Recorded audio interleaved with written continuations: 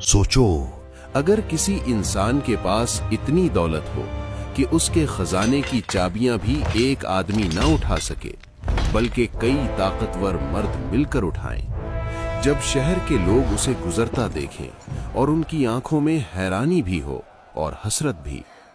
लेकिन फिर एक सवाल, क्या हर दौलत रहमत होती है या कभी कभी ये अल्लाह की तरफ से सबसे खौफनाक इम्तिहान बन जाती है? इस कहानी का मरकज एक ऐसा इंसान है जिसका नाम सुनकर लोग कहते थे ये तो किस्मत का बादशाह है, मगर आसमान में एक फैसला लिखा जा चुका था। ये कहानी सिर्फ सोने और चांदी की नहीं, ये कहानी है गुरूर की, ये कहानी है तकब्बुर की, और ये कहानी है उस दौलत की जो इंसान को अल्लाह से गाफिल कर दे। और जब वो कह दे, मुझे जो कुछ मिला है मेरी समझ और हुनर की वजह से मिला है। उस लम्हे इंसान जमीन पर होता है, लेकिन उसका गुरूर आसमान से बात कर रहा होता है। लोग उसकी जिंदगी को देखकर कहते थे, काश हमें भी ऐसी जिंदगी मिल जाए, काश हम भी ऐसे महलों में रहते। मगर कुछ आंखें ऐसी भी थीं जो सिर्फ दौलत नहीं बल्कि अंजाम देख रही थी, क्योंकि तारीख गवाह है, जब गुरूर हद से बढ़ जाए तो फिर जमीन भी खामोश नहीं रहती। आज से सदियों पहले जब लोग सिर्फ उसकी शान देख रहे थे, उसी वक्त जमीन ने एक हल्की सी करवट ली, जैसे कह रही हो अभी फैसला बाकी है। ये सिर्फ एक इशारा था आने वाले अजाब का। ये कहानी है कारून की और उस खजाने की जो उसे बचा न सका। मगर असल सवाल ये है, क्या आज हम भी किसी न किसी सूरत कारून नहीं बन चुके? अगर आप ये कहानी आखिर तक सुनना चाहते हैं तो फिर वीडियो को लाइक और चैनल को सब्सक्राइब कीजिए। इस कहानी का किरदार कोई आम इंसान नहीं था। ये वो शख्स था जो अपनी कौम में पैदा हुआ, अपनी कौम के दरमियान बड़ा हुआ और फिर अपनी ही कौम के लिए फितना बन गया। इसका नाम था क़ारून।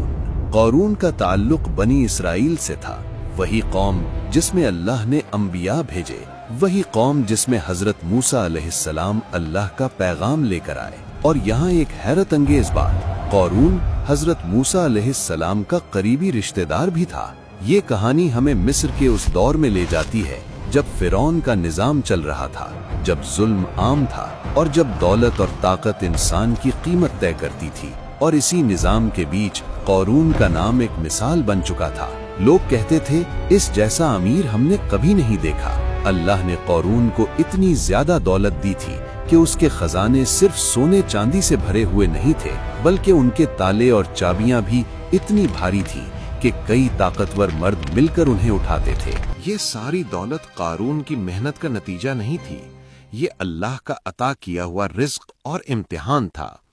लेकिन क़ारून ने इस हकीकत को मानने से इनकार कर दिया। वो गरीबों को हकीर समझने लगा। क़ारून के महल शहर के सबसे बुलंद मकाम पर थे, रेशम के कपड़े, सोने के जेवर और हर तरफ शान और शौकत का सिलसिला। लोग जब उसे देखते, काश हमें भी ऐसी जिंदगी मिल जाए। क़ारून समझने लगा कि दौलत ही उसकी कुव्वत है और कुव्वत ही उसका सहारा। उसे क्या पता था कि जिस जमीन पर वो इतरा कर चलता है, उसी जमीन को एक दिन अल्लाह का हुक्म मिलने वाला है। कभी कभी अल्लाह इंसान को फौरन नहीं पकड़ता, उसे मौका देता है।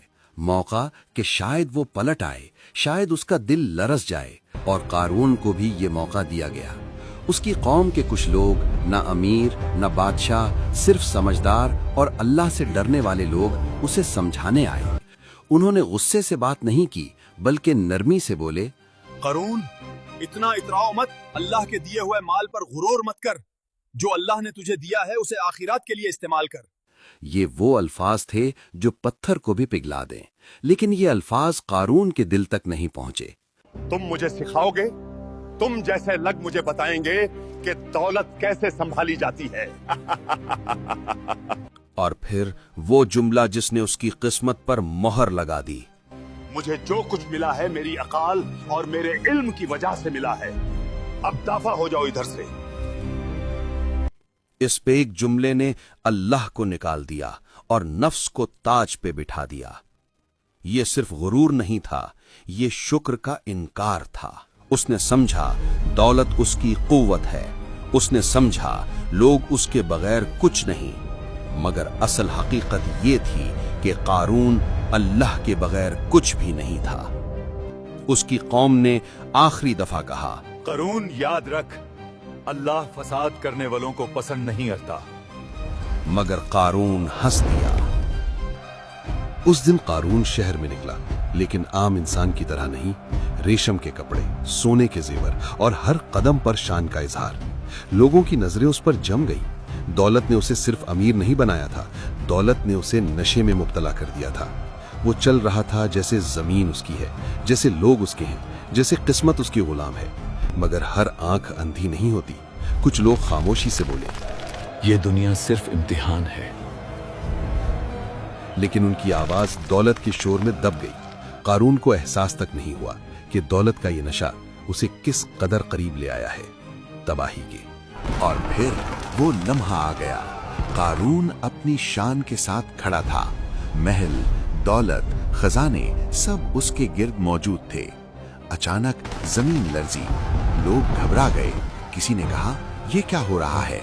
कारून ने भी नीचे देखा, मगर अब बहुत देर हो चुकी थी। जमीन फट गई। कारून के कदम आहिस्ता आहिस्ता जमीन के अंदर धंसने लगे। उसका चेहरा पहले जर्द पड़ा, फिर आंखों में डर आ गया। वो चीखा, मदद मांगी, लेकिन आज न दौलत बोली न ताकत। कारून का जिस्म आधा जमीन में था, आधा दुनिया में। वो हाथ उठाकर कुछ कहना चाहता था, मगर अल्फाज जमीन के बोझ तले दब चुके थे। जब अल्लाह का फैसला आ जाए तो कोई हाथ मदद के लिए आगे नहीं बढ़ता। सुबह हुई, सूरज निकला, लेकिन शहर कुछ ज्यादा ही खामोश था। जहां कल तक कारून के महल थे, वहां आज सिर्फ सीधी खामोश जमीन थी। न सोने के दरवाजे, न रेशम के पर्दे, न पहरेदार। लोग धीरे धीरे उस जगह के करीब आए। किसी की हिम्मत नहीं हो रही थी कि जमीन को छू भी ले, क्योंकि वो जमीन सिर्फ मिट्टी नहीं थी, वो गवाह थी। कल तक जो लोग कहते थे काश हम कारून जैसे होते, आज वो कह रहे थे, शुक्र है अल्लाह का कि हम कारून जैसे नहीं हैं। उनकी आंखों के सामने दौलत का झूठ पूरी तरह नंगा हो चुका था। न कारून बचा, न उसका खजाना। जो चीज उसे सबसे ज्यादा प्यारी थी, उसी चीज ने उसे अल्लाह के कहर तक पहुंचा दिया। कारून की कहानी सिर्फ एक किस्सा नहीं, ये एक आईना है जिसमें हर दौर का इंसान अपना चेहरा देख सकता है। आज कारून महलों में नहीं, लेकिन कारून सोच में जिंदा है। आज भी लोग कहते हैं, ये सब मेरी मेहनत का नतीजा है, और शुक्र, सदका और अल्लाह का जिक्र वो कहीं पीछे रह जाता है। कारून ने भी यही गलती की थी। उसने दौलत को रहमत नहीं, हक समझ लिया। और जब इंसान अल्लाह के हक पर डाका डाले तो फिर अल्लाह का फैसला देर से नहीं आता। ये कहानी हमें डराती नहीं, जगाती है। ये याद दिलाती है कि इज्जत दौलत से नहीं, इताअत से मिलती है। और आखिर में सिर्फ एक सवाल रह जाता है, अगर आज कारून जिंदा होता तो क्या हम उससे मुख्तलिफ होते, या फिर हम भी किसी न किसी सूरत उसी रास्ते पर चल रहे हैं।